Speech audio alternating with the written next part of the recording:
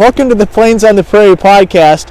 I'm Max, and today we are in Breckenridge, Minnesota, taking a look at this Bell AH-1F Cobra. We're going to be going a little bit more so into the history of this specific helicopter. This is actually a Vietnam combat veteran with a very interesting and kind of sad story behind it. I know Sam has talked in a previous episode about the specifics behind the AH-1F Cobra, about armaments, stuff like that. There's a few things that are different about this helicopter as opposed to Army and Marine markings that we're going to go over, like I mentioned earlier, that story as well. So feel free to stick along, stay around and join us. Yeah, let's get started. So now we're going to go over the armament of this specific Cobra.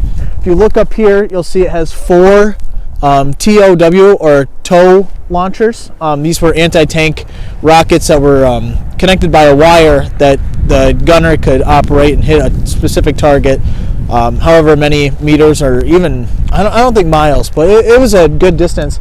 And then next to it, you'll see the M200 rocket launcher that has 19 70mm rocket pods.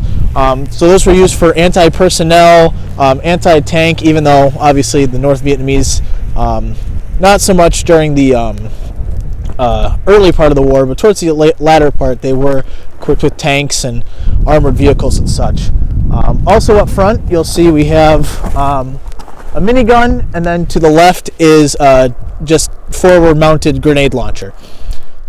So this specific AH-1, like I said earlier, flew in Vietnam with a D Troop of the 1st Squadron of the 1st Air Cav Division.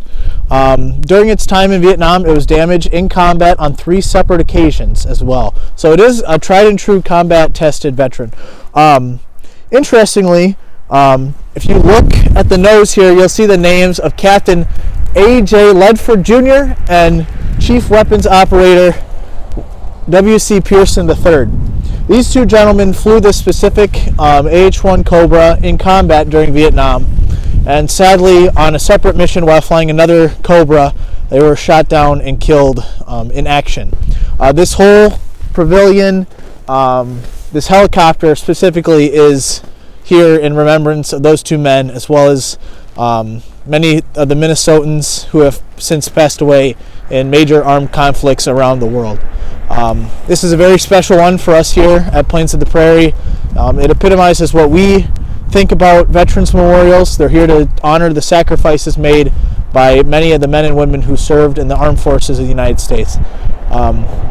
Thank you guys for tuning in to this episode. We apologize, it's a little bit loud. This park is right in the middle of town, right next to a busy highway, and it's here for everyone to see and enjoy. So thank you again for watching, and we hope you guys stay around and watch more content or buy stickers or whatever you like to do. Thank you guys. Have a nice day. Goodbye.